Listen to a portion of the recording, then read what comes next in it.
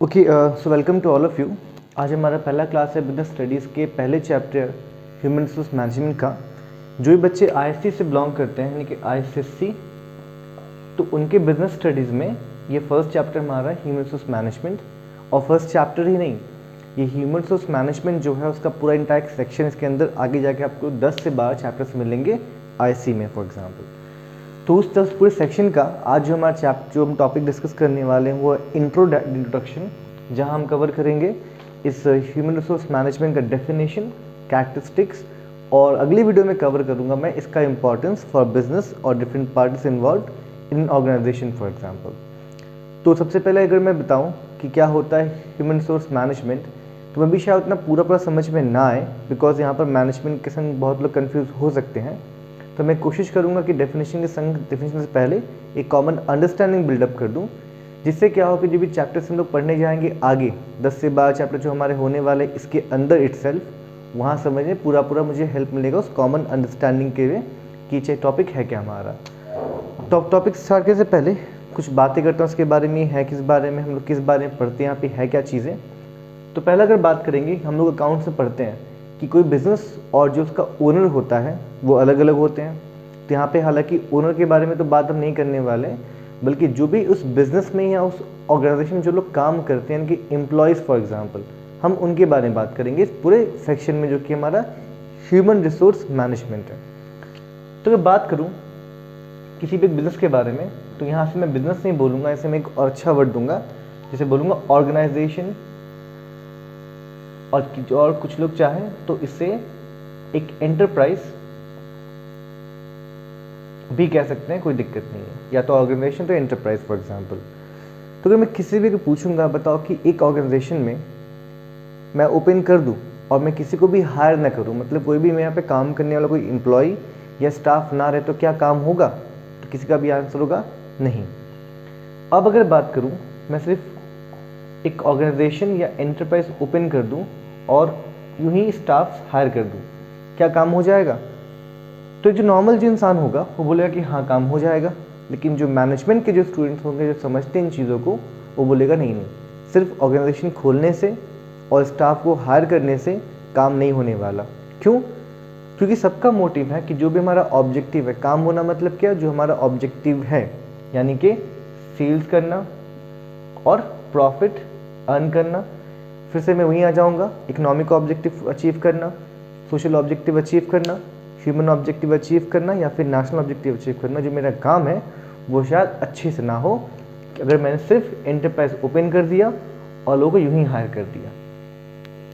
तो करे क्या, लोगों को हायर करने के बाद मुझे इनका मैनेजमेंट भी करना पड़ता है, इनका टेक केयर भी करना पड़ता है। तो वही ना बात हो गई कि मैंने एक पेड़ लगाया, एक मैंने सीड सो किया, उसे मैंने पानी खाद कुछ भी नहीं दिया, और मैं कर रहा हूँ एक्सपेक्ट कोई बड़ा प्लांट बन के मुझे कल को फ्रूट देगा। कैसा होने वाला नहीं, वो सूख जाएगा।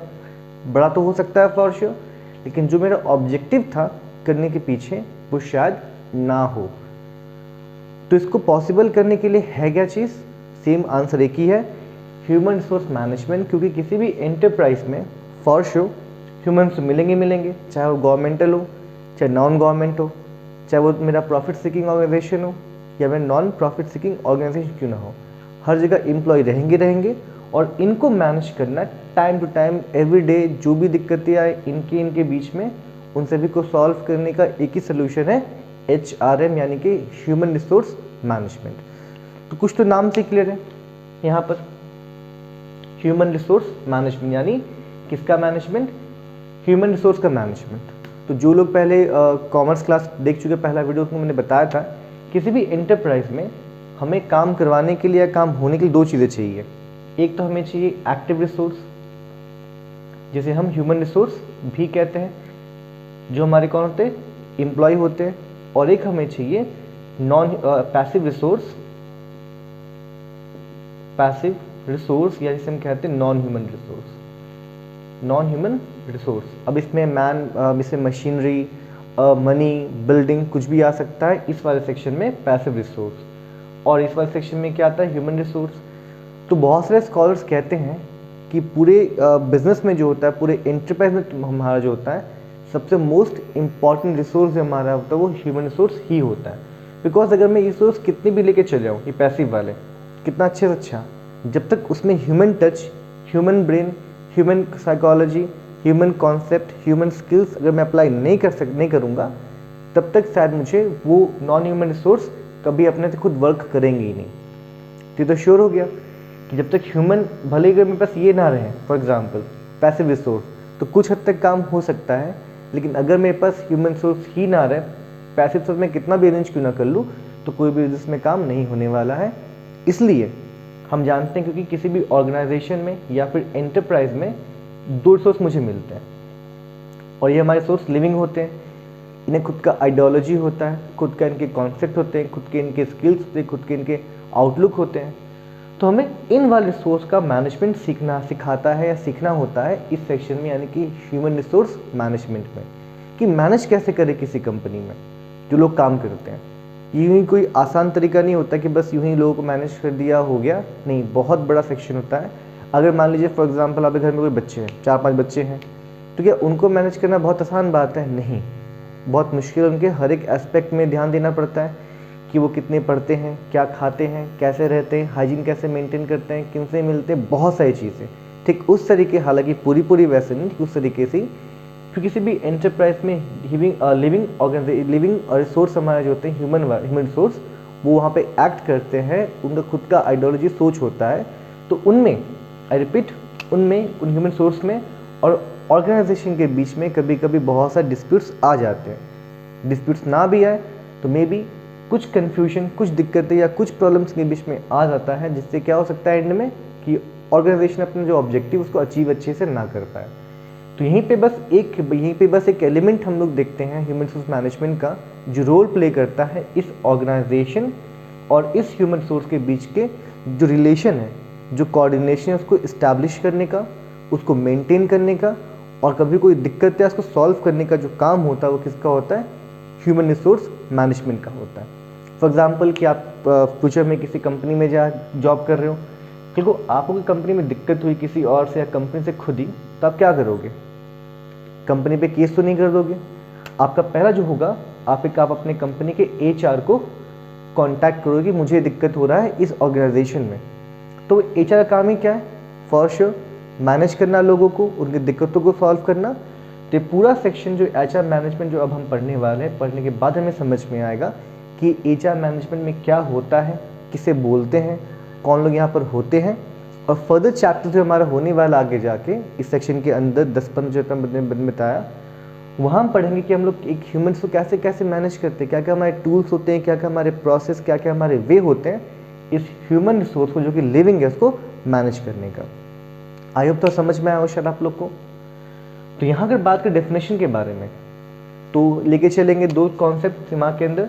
एक हमारा फिर से जो माने वाला ऑर्गेनाइजेशन, और सेकेंड लेके चलेंगे वहाँ के एम्प्लॉयज़, यानी कि पीपल वर्किंग। ये people into n number of हमारे किसी भी ऑर्गेनाइजेशन में हो सकते हैं।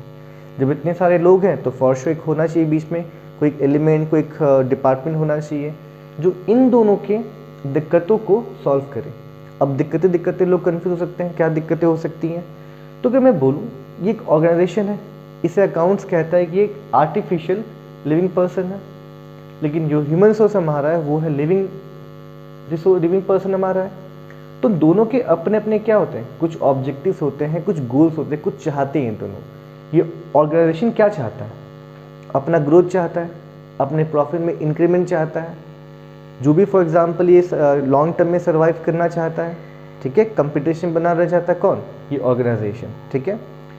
अब अगर बात करूँ जो वहाँ के एम्प्लॉय होते हैं वो क्या चाहते हैं? वो हाई सैलरी चाहते हैं, वो जॉब सिक्योरिटी चाहते हैं, वो अपने स्किल्स में इन्हांसमेंट चाहते हैं, वो सही टाइम पे बोनस चाहते हैं, एक अच्छा वर्क इन्वायरमेंट चाहते हैं। तो क्योंकि दोनों का ऑब्जेक्टिव अलग अलग है, लेकिन ये इसके लिए काम करता है ऑर्गेनाइजेशन, और जो एम्प्लॉय हमारे होते हैं वो ऑर्गेनाइजेशन के लिए काम करते हैं। मतलब एक म्यूचुअल रोल है, म्यूचुअल रिलेशन है, म्यूचुअल फंक्शन दोनों के बीच में। तो इस वाले केस में कभी कभी क्या होता है कि दोनों के पर्सनल जो गोल है, इसका गोल अपना अलग है, इसका अपना गोल अलग है। दोनों गोल में कभी कभी क्या होता है? कॉन्ट्रडिक्शन होता है और डिस्प्यूट्स को कन्फ्यूजन होते हैं। तो जो HR मैनेजमेंट होता है उसका काम बस यही होता है कि इसके बीच में जो रिलेशन है जो पीसफुल रिलेशन है, जो स्मूथ रिलेशन को मेंटेन रखना हमेशा, और कभी भी कोई दिक्कत आए उन दिक्कतों को सॉल्व करना और इनके बीच में रिलेशन को मेंटेन रखना, ताकि दोनों मिलकर एक दूसरे गोल को अचीव करें। अगर फॉर एग्जांपल प्रॉफिट अगर बिजनेस में अच्छा होगा, ग्रोथ होगा, तो किसे बोनस मिलेगा, किसे हाई सैलरी मिलेगा, एम्प्लॉयज़ को।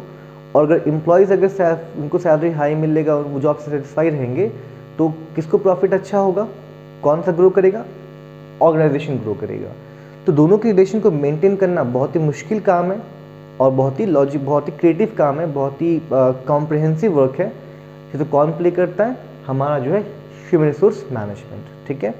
तो हालांकि इसके बारे में बहुत सारी बातें हो गई, अब बात करते हैं डेफिनेशन के बारे में। तो हम लोग डिफाइन कैसे करते हैं ह्यूमन रिसोर्स मैनेजमेंट को, तो यही बस करेंगे कि एक एक्टिविटी है। आई रिपीट, मैनेजमेंट जिन्होंने पढ़ा है कॉमर्स में वो जानते हैं management as an activity, process, discipline, group for example. तो यहाँ हम बात करेंगे ये भी जो एचआर हमारा है, एचआर मैनेजमेंट, ये एक पार्ट है पूरे मैनेजमेंट का। अगर मैं बताऊँ, मैं सर्कल बनाकर, ये बड़ा सर्कल जो है, बाय मिस्टेक, जो बड़ा सर्कल जो है ये पूरा एक मैनेजमेंट है, और इसका एक पार्ट जो है वो है ह्यूमन रिसोर्स मैनेजमेंट। क्योंकि आगे जाके आप लोग पढ़ेंगे मैनेजमेंट में इटसेल्फ कि parts of management, financial management जो ऐसा डिपार्टमेंट होता है मैनेजमेंट का जो सिर्फ पैसों के रिगार्डिंग प्लानिंग फोरकास्टिंग करता है। एक हमारा होगा ऑपरेशनल मैनेजर जो किसी भी कंपनी या किसी भी ऑर्गेनाइजेशन के ऑपरेशंस के रिगार्डिंग कंसर्न होता है।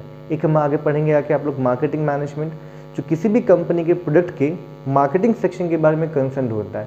सेल्स मैनेजमेंट, प्रमोशन मैनेजमेंट फिर पार्ट है।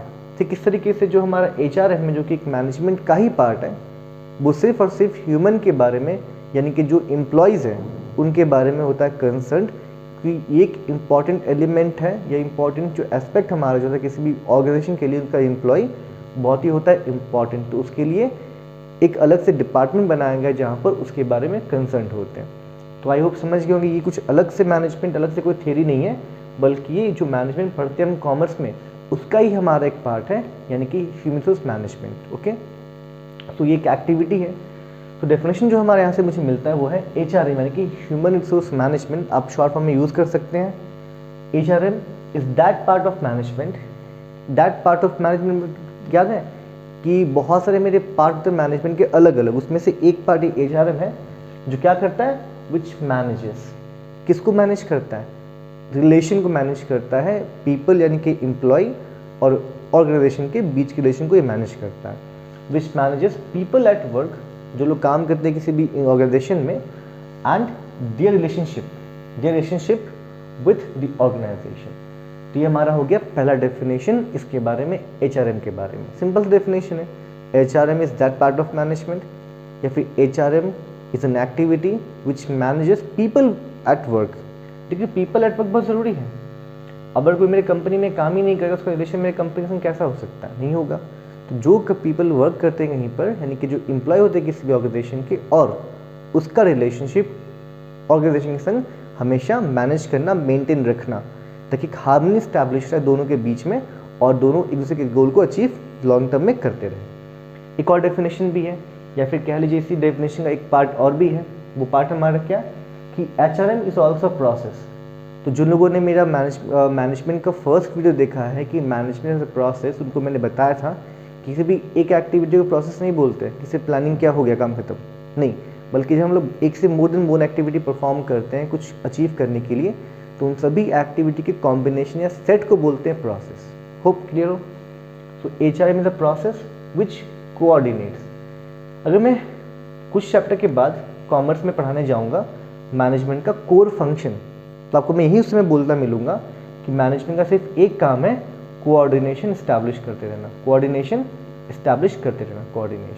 तो फिर से मुझे यहाँ वर्ड मिल गया, क्यों, बिकॉज है तो ये HRM मैनेजमेंट का पार्ट ही, तो ये कैसे कोऑर्डिनेशन नहीं करेगा, ये भी करेगा।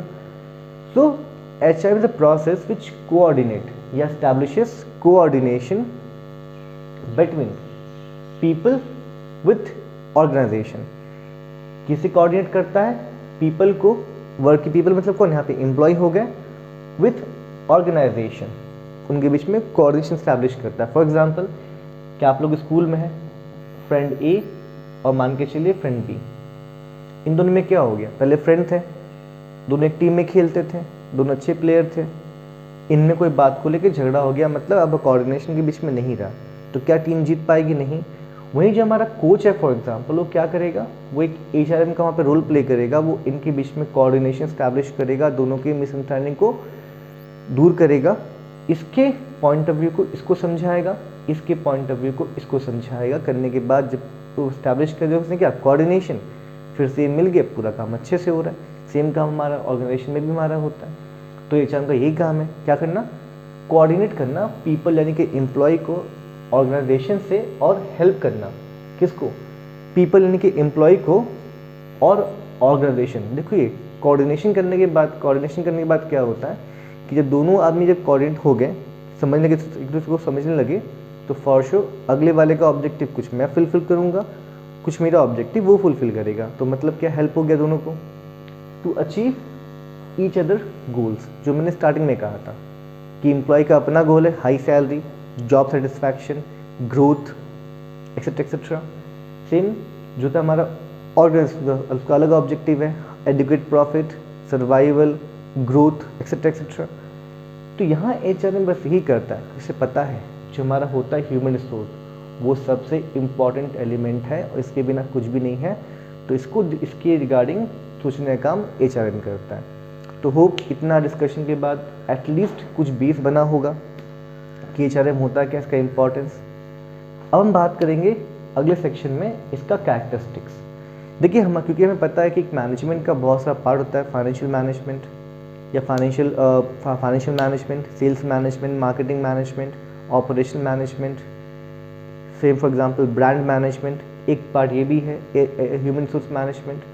तो इसमें क्या ऐसा इम्पॉर्टेंट या सेपरेट चीज़ है, या फिर क्या इसमें स्पेशल इस HRM के अंदर जो इसको बाकी सभी पार्ट यानी कि किसी भी मैनेजमेंट के बाकी सभी पार्ट से अलग बनाता है? तो यहाँ हम समझेंगे वो इसकी कैरेक्टरिस्टिक्स जिस HRM को मैनेजमेंट के बाकी पार्ट से अलग बनाता है, और थोड़ा थोड़ा इसमें ये भी समझेंगे इसमें एलिमेंट क्या है जो काम आता है कोऑर्डिनेशन स्टैब्लिश करने में।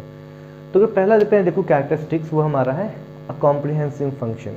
तो अब लेके चलते हैं HRM को एक फंक्शन के तौर पर लेके चलते हैं। मुझे पता है कि HRM रोल प्ले करता है, कौन सा रोल, कोऑर्डिनेशन स्टैब्लिश करने का, ठीक है, मैनेज करने का, एम्प्लॉय और ऑर्गेनाइजेशन के रिलेशनशिप को मेंटेन करने का, मैनेज करने का रोल प्ले करता है, मतलब फंक्शन प्ले करता है। तो अगर मैं इसके फंक्शन की बात में करूँ तो HRM का जितना भी फंक्शन आप लेके चलोगे, हालांकि मैंने फिर से बोल रहा हूँ कि सेक्शन के अंदर 10 to 12 चैप्टर्स हम पढ़ने वाले हैं, वहाँ सीखने वाले हैं कि यही मैनेज, ये कोऑर्डिनेशन कैसे होता है, ठीक है। तो ये जो काम हमारा होता है बहुत ही कॉम्प्रिहेंसिव। जिनको इस वर्ड का मतलब नहीं पता, कॉम्प्रिहेंसिव का मतलब होता है वेरी टू लार्ज एक्सटेंट, या बोलते हैं बहुत ही वाइड लेके चलिए। हालांकि एग्जैक्ट जैसे मैं नहीं बोल रहा हूँ, बट यहाँ पे फिट बैठेगा कॉन्टेक्स्ट में कि इस कॉम्प्रिहेंसिव का मतलब क्या होता है। अगर मैं अगर बताऊँ किसी भी ऑर्गेनाइजेशन में जो होते हैं कितने लेवल पर लोग काम करते हैं, तो मुझे आंसर मिलेगा, पहला जो लेवल मिलेगा टॉप लेवल, अगला मुझे आंसर मिलेगा मिड लेवल में लोग काम करते हैं, अगला मुझे मिलेगा जो होंगे हमारे लोअर लेवल, इसके बाद जो हमारे आएंगे लेबर्स आते हैं, लेबर या नॉर्मल स्टाफ चले कह लीजिए।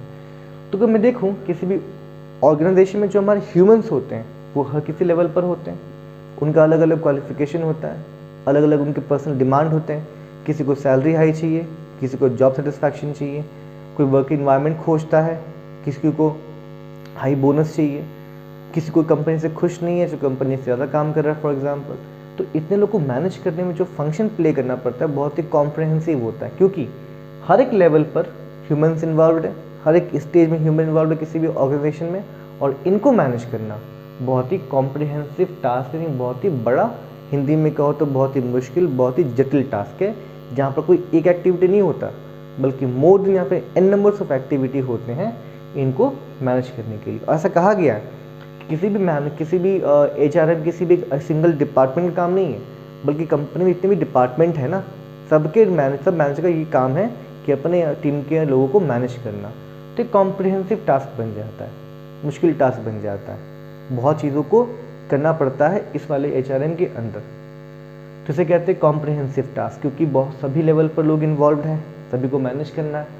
तो सिंपल तो होने वाला नहीं है, फॉर श्योर कॉम्प्रिहेंसिव, यानी कि मोर देन वन फंक्शन यहाँ पर फॉर श्योर इन्वॉल्व है, जो हम पढ़ने जाके चैप्टर 2 में हम लोग पढ़ेंगे job description, job analysis, job enrichment, job enlargement, इतने सारे चीज़ है।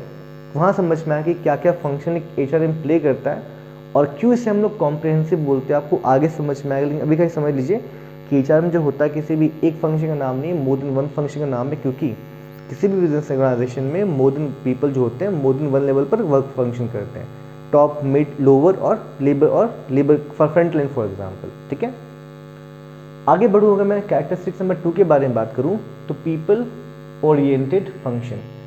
तो HRM का काम ये नहीं है कि कंपनी का सेल्स देखे, कंपनी का मार्केटिंग देखे, कंपनी के पैसों को मैनेज करे। इसका काम सिर्फ और सिर्फ है कि जो एम्प्लॉयज़ है उनके बारे में सोचे, उनके बारे में काम करे।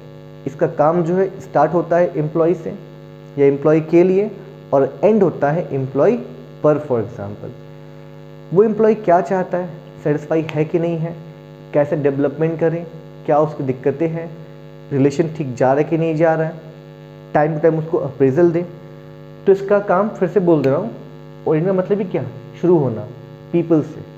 काम सिर्फ इसका सिर्फ जो है कंपनी के एम्प्लॉय से ही स्टार्ट होगा, उस पर ही एंड होगा, बाकी किसी भी चीज़ पे ध्यान नहीं देता है, क्योंकि इसका बस एक ही फोकस एरिया है, एम्प्लॉय और people at work for example. ठीक है, बाकी सभी में ऐसा नहीं है, वहाँ पे अलग अलग फंक्शन हमारे।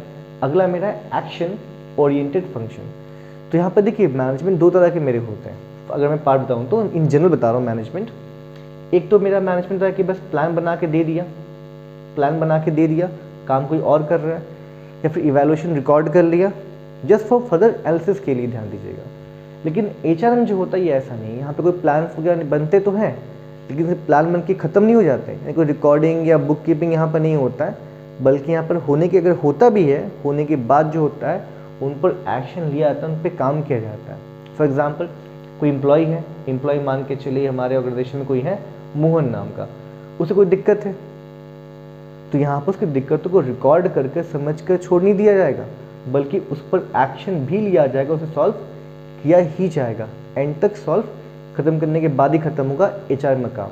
तो एक्शन है ना, यहाँ पर इतनी किसी प्रॉब्लम है बस सुन के छोड़ दिया, रिकॉर्ड करके छोड़ दिया, नहीं, उनको उनके ऊपर एक्शन भी लेना काम जो HRM में काम है। मैंने पहले ही कहा है कि जब भी किसी अभी कभी फ्यूचर में काम करने जाओगे, कोई दिक्कत अगर हो रही है तो किसे कांटेक्ट करोगे, अपने ऑर्गेनाइजेशन के HR डिपार्टमेंट को आप कांटेक्ट करोगे। जो भी दिक्कतें आपको, वो दिक्कतें सुनेंगे आपके और दिक्कतों पे फॉर श्योर वो एक्शन भी लेंगे, उनको सॉल्व भी करेंगे। इसलिए कहते हैं यहाँ पर एक्शन ओरिएंटेड ये फंक्शन हमारा किसका, HRM का हमारा है। आगे इंडिविजुअल ओरिएंटेड फंक्शन। तो क्योंकि हमारे कंपनी में 100 लोग, 1000 लोग और 500 और 5000 लोग भी काम कर सकते हैं, तो ऐसा नहीं कि जो HRM है वो एक सिर्फ जनरल इशू को ही एड्रेस करेगा, जनरल दिक्कत तो कोई सॉल्व करेगा। अगर इसमें से 5000 लोग काम कर रहे हैं हमारे बिजनेस, हमारे एंटरप्राइज में, किसी एक को कोई दिक्कत है तो उसके बारे में वो कुछ कंसर्न ही नहीं लेगा, क्योंकि एक को दिक्कत है ना, वो दिक्कत तो नहीं है, ऐसा नहीं होता है। बल्कि ये जो होता है एक इंडिविजुअल ओरिएंटेड फंक्शन हमारा होता है, जहाँ पर एम्प्लॉयज़ भरे हमारे पास बहुत सारे हो, ग्रुप्स में क्यों ना हो, और किसी एक को भी दिक्कत है तो उसके रिगार्डिंग भी यहाँ पर डिसीजन लिया जाएगा, एक्शन लिया जाएगा। और यहाँ पर जो होता है सभी को इंडिविजुअल बेस पर इवैल्यूएट, एनालाइज किया जाता है कि हमारे पास 5000 स्टाफ है, तो उसमें से हर एक स्टाफ जो है सिंगल कैसा वर्क कर रहा है, कैसा परफॉर्मेंस दे रहा है, इसके regarding analysis, evaluation single base पर होता है, ना कि इतना बड़ा स्टाफ ग्रुप है हम लोग बस इन जनरल इश्यूज़ को एड्रेस करें, कभी नहीं, बल्कि सिंगल लेवल पर, माइक्रो लेवल पर हर एक एम्प्लॉय का जो एनालिसिस और इवैल्यूएशन होता है HRM में। मुश्किल काम है थोड़ा सा, कितने सारे स्टाफ में सभी स्टाफ को इंडिविजुअली एड्रेस करना, अटेंड करना, इवैल्यूएट करना, एनालाइज करना बहुत ही मुश्किल, इसलिए मैंने कहा था ये कॉम्प्रिहेंसिव हमारा वर्क है। एनीवे, तो यहाँ पर HRM को जो होता है हर एक एम्प्लॉय को सिंगल ट्रीट करता है इंडिविजुअली, और फंक्शन इंडिविजुअली इसको एड्रेस, इवैल्यूएट करता है। आगे बात करूँ डेवलपमेंट ओरिएंटेड फंक्शन। तो फॉर एग्जांपल जो हमारा HRM है, इसका एक काम और भी है कि मान लीजिए मेरे कंपनी में कोई एम्प्लॉय है, तो बाहर से पढ़ कुछ सीख कर आया होगा, तो उसके नॉलेज को बस वहीं तक सीमित नहीं रखना, बल्कि अगर हमारे पार्ट है हमारे ऑर्गेनाइजेशन का, तो उसका डेवलपमेंट भी करना है। किसका? उस हमारे ह्यूमन सोर्स का, उसके स्किल्स में, उसके नॉलेज में, उसके क्या बोलते हैं, काम करने की एफिशिएंसी में डेवलपमेंट लाना है। तभी ना, अगर वो डेवलप होगा, वो स्किल होगा, तो हमारा ऑर्गेनाइजेशन को प्रॉफिट मिलेगा। और जब वो डेवलप है, प्रॉफिट मिले ऑर्गेनाइजेशन को, तो इन रिटर्न ऑर्गेनाइजेशन क्या उसके ऑब्जेक्टिव फुलफिल करेगा, सैलरी इंक्रीमेंट होगा। तो यहाँ पर जो HRM हमारा है वो डेवलपमेंट फंक्शन से निकला हुआ है कि एम्प्लॉय का डेवलपमेंट भी करना है उसे। किसको? HRM को, ध्यान दीजिएगा, ठीक है। जो एम्प्लॉय है उसका स्किल स्टेटस वहाँ तक ही रुकना नहीं चाहिए, बल्कि वो अपने करियर में ग्रो करे, अपने स्किल्स को ग्रो करे through training and development modules. आगे आप फर्दर चैप्टर में पढ़ने वाले हैं, इसके रिगार्डिंग पूरा एक सिंगल चैप्टर है कि कैसे डेवलपमेंट होता है, through motivation, through appraisal, through incentives, through training, through job training, on job training, of job training, बहुत सी पढ़ने वाले हो। बस समझ लो अभी ये जो है जितने भी एम्प्लॉय होते हैं उसके डेवलपमेंट के लिए भी काम करता है। इसका ये भी काम है कि उसके डेवलपमेंट को भी ध्यान में रखे कि वो जो भी स्किल्स के अंदर जो भी नॉलेज है वो उतना ही ना रहे, बल्कि वो हमेशा करियर में ग्रो करते रहे। कौन? एम्प्लॉय हमारा। काम किसका? HRM का हमारा। यहाँ हमने 5 फीचर डिस्कस किया। आगे हमारे पास है छठा फीचर जो है परवेसिव फंक्शन। तो परवेसिव वर्ड जो है बहुत ही कॉमन वर्ड है, आप लोग को बहुत जगह मिलेगा। प्रोजेक्ट मैनेजमेंट पढ़ोगे, चाहे कोई भी टॉपिक पढ़े हो, तो परवेसिव का मतलब होता है प्रिवलेंट। आई रिपीट, परवेसिव का मतलब होता है प्रिवलेंट एवरीवेयर, एवरीवेयर। तो मुझे बताइए कि एम्प्लॉय कहाँ काम नहीं करते हैं या लोग कहाँ नहीं मिलते हैं। वो मेरा अगर गवर्नमेंटल अगर मैं बोलूँ, एक अगर वो प्रॉफिट सीकिंग ऑर्गेनाइजेशन अगर है, प्रॉफिट सीकिंग ऑर्गेनाइजेशन है, या फिर मेरा वो नॉन प्रॉफिट सीकिंग क्यों ना हो, दो जगह एम्प्लॉयज़ होते हैं, दोनों जगह मुझे लोग मिलेंगे। इनका भी ऑब्जेक्टिव होता है प्रॉफिट सीकिंग का, इनका भी ऑब्जेक्टिव होता है, यहाँ भी लोग होते हैं और यहाँ भी लोग काम करते हैं। तो जहाँ लोग काम करेंगे वहाँ पे नीड होगा HRM का, यानी कि ह्यूमन रिसोर्स मैनेजमेंट का। तो इसके जो भी हमारा HRM में जो भी इसके कॉन्सेप्ट है, टूल्स हैं, जो भी थीरीज है इसके, ये ऑल परवेसिव है। इसके फंक्शन सिर्फ इंडस्ट्री में ही लिमिटेड नहीं है, या सिर्फ प्रॉफिट सीकिंग में लिमिटेड नहीं है, बल्कि गवर्नमेंट क्यों ना हो, नॉन गवर्नमेंटल हो, हर जगह HRM का नीड है। इसके फंक्शंस रिलेवेंट है, ट्रू है, रिलेटिव है। इसे कहते हैं परवेसिव फंक्शन, ठीक है। नेक्स्ट हमारा है कंटिन्यूस फंक्शन। अब अगर मैं बोलूँ कि मैंने कंपनी खोला 2010 में और मैंने क्या किया कि एम्प्लॉय से कन्फ्यूजन को दूर कर दिया 2011 में, आज 2021 हो गया है, मैंने आज तक एम्प्लॉय के कंसर्न को सुना ही नहीं है, तो क्या ये सही होगा? मेरी कंपनी ठीक चल रहा है, क्या ये सही होगा? कभी नहीं। बल्कि जब भी लोग हमारे बिजनेस में काम करते हैं तो बहुत से लोग हमारे होते हैं, आज किसी और को दिक्कत, कल किसी और को दिक्कत, कल कुछ और इश्यूज़ है एम्प्लॉय को लेकर, परसों कुछ और इश्यूज़ है एम्प्लॉय को लेके। जो भी फंक्शन हम परफॉर्म करते हैं HRM का, फिर जो काम होता है HRM का, वो होता है कंटिन्यूस। जब तक बिजनेस रहेगा तब तक HRM का काम चलते रहेगा, क्योंकि एम्प्लॉय काम करेंगे, हमेशा करते रहेंगे। कन्फ्यूजन बेसिक फैक्ट है, कन्फ्यूजन आते ही रहेगा हमेशा। और जब कन्फ्यूजन अगर आ रहा, दिक्कतें आ रही हैं रिलेशन में दिक्कतें अगर आ रही हैं एम्प्लॉय और ऑर्गेनाइजेशन के बीच में, तो ये फंक्शन ये बंद नहीं हो सकता। किसका? HRM का। फंक्शन लॉन्ग एंड लॉन्ग चलता ही रहेगा HRM का हमारा। अब अगर बात करूँ number 8, science as well as art, फिर से बोल दे रहा हूँ कि HRM का है, जो HRM एक मैनेजमेंट का ही पार्ट है। तो मैनेजमेंट का खुद का एक फीचर है science and art, both management खुद एक है। तो HRM कैसे नहीं हो सकता? HRM भी है। क्यों? क्योंकि HRM जो हम लोग पढ़ेंगे तो हम लोग को मिलेगा कि मैनेज बहुत से थियरीज मिलेंगे, टूल्स मिलेंगे एम्प्लॉय को मैनेज करने का, कि मैनेज कैसे करते हैं, क्या देखा गया, क्या प्रिंसिपल्स है HRM के खुद के। लेकिन उसके बाद पढ़ने से हो जाएगा? नहीं, ये हमको उनको अप्लाई भी करना पड़ेगा during the course of business, during the course of human resource management. तो जब हम लोग एक थियरी पढ़ रहे हैं किसी भी सब्जेक्ट के अंदर कि कोई काम कैसे होता है, सेकेंड फर्दर मुझे अप्लाई भी करना उन चीज़ों को, तो फॉर श्योर वो स्टडी क्या बन जाता है? बोथ साइंस और आर्ट दोनों। क्योंकि डिपेंड करता है कि थीरीज क्या है, मैं अप्लाई क्या करने जा रहा हूँ, मुझे क्या चाहिए, थीरी चाहिए तो साइंटिफिक स्टडी हो जाएगा, ये प्रूवन है। फॉर एग्जाम्पल अगर मुझे बोल, मैं एग्जाम्पल बस देता हूँ कि कोई स्टाफ है मेरे बिजनेस में और इंटरप्राइज में, वो अच्छा स्टाफ है, मुझे पता है वो स्किल्ड है, लेकिन वो काम नहीं कर रहा, तो उसे मैं 2 चीज़ कर सकता हूँ, या तो उसे मोटिवेट करूँ या तो उसे मैं इंसेंटिव दूँ। उसे मैं बोल दूँ कि तुम्हारा सैलरी आज से कम हो जाता है, जितना तुम ज़्यादा काम करोगे उतना तुमको इंसेंटिव मिलेगा। तो फॉर श्योर क्या करेगा, वो काम ज़्यादा करेगा। तो ये क्या पढ़ोगे कि फ्यूचर में HRM के अंदर ये एक मेथड हमारा होता है किसी भी के जॉब को इवैल्यूएट या फिर उसकी एफिशिएंसी को इंक्रीज करने का, मोटिवेशन या इंसेंटिव। ये हमारे मैनेजमेंट भी है कॉमर्स में क्लास 11 में, मैं क्लास 12 में।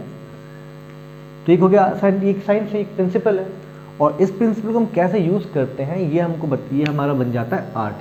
क्योंकि जो भी हमारे थेस है वो डिपेंड करता है कौन यूज़ करने वाला है। वो जो HR जो मैनेजर है, जो HR डिपार्टमेंट का जो हेड है फॉर एग्जांपल है, जिसकी जिम्मेदारी काम है, वो कैसे उन थेस प्रिंसिपल को यूज़ करता है, ये उस पर डिपेंड, उसके पर्सनल स्किल्स पर डिपेंड करता है कि उसने उन प्रिंसिपल को कैसे सीखा, कैसे अप्लाई कर रहा है। तो यहाँ पे क्योंकि यहाँ पे थेस भी है, उनका एप्लीकेशन भी यहाँ पे हो करना है हम लोग को, तो ये जो स्टडी बनता है हमारा HRM वो बोथ है साइंस भी और एक आर्ट भी है फॉर एग्जाम्पल। अब नंबर 9 बात करता हूँ, चलिए, ये इंटरडिसिप्लिनरी, फिर से बात कर रहा हूँ, ये कॉमन फ्रेज मिल गया ना मैनेजमेंट से इंटरडिसिप्लिनरी। क्यों? क्योंकि जब ह्यूमन्स को मुझे मैनेज करना है तो सिर्फ और सिर्फ कोई एक स्टडी का प्रिंसिपल अगर मैं यूज़ करूँ काम नहीं चलेगा, बल्कि प्रिंसिपल से HRM के वो अलग अलग जो है सब्जेक्ट से अलग अलग EF से चले आते हैं। क्यों? ह्यूमन है, अब ह्यूमन के लिए साइकोलॉजी मुझे पढ़ना पड़ेगा कि ह्यूमन कहाँ से बिलोंग करता है, क्या पाकर ह्यूमन खुश, वो जो पर्टिकुलर ह्यूमन खुश होता है। अब फॉर एग्जांपल एक अगर मान लीजिए कि एक अर्बन एरिया का कोई अगर ह्यूमन सोर्स मेरे यहाँ पे काम कर रहा है और ये कोई काम कर रहा है किसी गाँव वगैरह का इंसान, तो उनकी डिमांड अलग अलग होगी। तो ये कहाँ से मुझे चलेगा पता?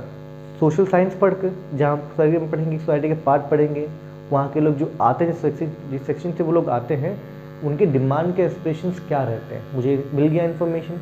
सेकेंड, साइकोलॉजी मुझे पढ़ना पड़ेगा कि इनका जो ब्रेन है या जो इनका जो फंक्शन है, इनका मूड है, वो कैसे काम होता है, कैसे करता है। जो भी थीज हमारे होते हैं HRM में एग्जाम्पल जैसे दिया, जो भी थीज होते हैं HRM के, वो अपना नॉलेज या अपना जो बेसिक स्ट्रक्चर है वो अलग अलग डिसिप्लिन, अलग अलग जो होते हैं थ्योरी ऑफ नॉलेज से गैदर करते हैं, एक्यूमुलेट करते हैं और उनको कंबाइन कर एक प्रिंसिपल बनाते हैं HRM के अंदर। तो क्योंकि यहाँ के जो थ्योरी जो प्रिंसिपल जो हम यूज़ करते हैं HRM में, वो क्या है, इंटरडिसिप्लिनरी, मतलब more than one field of knowledge का उसमें जो है एलिमेंट है, उसमें ज्ञान है जो मिलकर एक स्पेसिफिक प्रिंसिपल दे रहा है जो हम लोग यूज़ करें उसको मैनेज करने के लिए। हम साइकोलॉजी का भी यूज़ करते हैं, सोशोलॉजी का भी यूज़ करते हैं, इकोनॉमिक्स का भी यूज़ करते हैं, एक कॉम्बिनेशन स्टैब्लिश करते हैं सभी एरिया फील्ड ऑफ नॉलेज के बीच में, तब जाके मुझे मिलता है HRM का प्रिंसिपल्स और थियरीज। सी मैनेजमेंट में आपने पढ़ा था कैरेक्टरिस्टिक्स में। लास्ट अगर पढ़ूँ मैं इंटीग्रल पार्ट ऑफ मैनेजमेंट, तो ये मैंने क्यों बोला इंटीग्रल पार्ट? ऑर्गेनाइजेशन है, गोल्स अचीव करने हैं, गोल्स और ऑब्जेक्टिव्स अचीव करने हैं, ये किसका काम है? मैनेजमेंट का। कैसे अचीव होगा? बिना ह्यूमन रिसोर्स कभी नहीं, ह्यूमन रिसोर्स के यूज़ करके ही होगा फॉर श्योर। तो बिना अगर बात करोगे, मैं हटा दूँ पूरा HRM को ही मैनेजमेंट से, तब तो ये पार्ट तो ठीक से मैनेज हो नहीं पाएगा।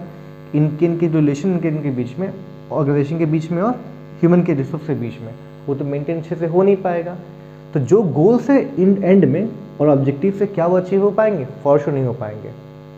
तो क्योंकि किसी भी ऑर्गेनाइजेशन में लोग मिलेंगे, काम करेंगे और अच्छे से काम करेंगे, तभी इसका ऑर्गेनाइजेशन का ऑब्जेक्टिव पूरा होगा। और इसको पूरा करने का ही एलिमेंट का जिम्मा किसके ऊपर है? मैनेजमेंट का। तो ये जो बन जाता है मेरा HRM एक इंटीग्रल यानी कि अटूट पार्ट बन जाता है किसी मैनेजमेंट का। ये होना ही पड़ेगा HRM को मैनेजमेंट के अंदर, हम लोग इसको अलग कभी नहीं कर सकते या फिर कभी वैनिश कभी नहीं कर सकते। तो ये हमने जाना 10 फीचर्स किसके बारे में? एक ह्यूमन मैनेजमेंट के बारे में। जो फर्स्ट चैप्टर हमारा है वो हमारा इंट्रोडक्टरी चैप्टर हमारा, जो आगे चैप्टर जो हम पढ़ने वाले उनके बारे में एक जनरल आइडिया बनाने के बारे में फर्स्ट चैप्टर हमारा। तो यहाँ पे बस ज़्यादा कुछ इंपॉर्टेंट है नहीं, बस डेफिनेशन यहाँ पे इंपॉर्टेंट है, 10 फीचर्स यहाँ पे इंपॉर्टेंट है, 10 में से कोई भी 6 या 7 लर्न कर लीजिए और ज़्यादा होगा कि कॉमन अंडरस्टैंडिंग बिल्डअप कर, ताकि आपको आगे जो टॉपिक पढ़ने जाएंगे उसके बारे में आसान हो। बाकी मैंने पूरा बोर्ड पे लिख दिया है करके, जिनको चाहिए जिनके पास बुक वगैरह अवेलेबल हो वो वीडियो को पॉज करके स्क्रीनशॉट लेकर अपने नोट्स रेडी कर सकते हैं। तो भाई कोई भी कंसर्न, कोई भी इश्यूज़ हो तो वीडियो मैं फेसबुक पे भी अपलोड कर रहा हूँ और मैं यूट्यूब पे भी अपलोड कर रहा हूँ। कोई भी दिक्कत हो तो कमेंट बॉक्स पे पोस्ट करें, और नंबर मैंने छोड़ ही दिया अपना व्हाट्सएप पे, और फॉर एग्जांपल यूट्यूब के डिस्क्रिप्शन पे चेक करें, और कोई दिक्कत हो कमेंट में मुझे बताएं। सो अभी तक इतना ही। वीडियो के अगले पार्ट में बात करूँगा HR ह्यूमन रिसोर्स मैनेजमेंट के इम्पोर्टेंस के बारे में इन डिटेल, जहाँ पर बात करूँगा कि अगर किसी कंपनी में HR ना हो तो क्या दिक्कतें आती हैं, क्या दिक्कतें आएंगी, और अगर उस कंपनी में HR यानी कि ह्यूमन रिसोर्स मैनेजमेंट है तो क्या उस कंपनी को बेनिफिट मिल रहा है, उससे क्या एडवांटेज मिल रहा है, और क्या इसका इम्पोर्टेंस है किसी भी ऑर्गेनाइजेशन के लिए और different parts of the organisation के लिए। ठीक है, सो बाय, अभी के लिए इतना ही। Thank you to all of you. आप सब इसका स्क्रीनशॉट ले सकते हैं वीडियो के एंड में। Thank you.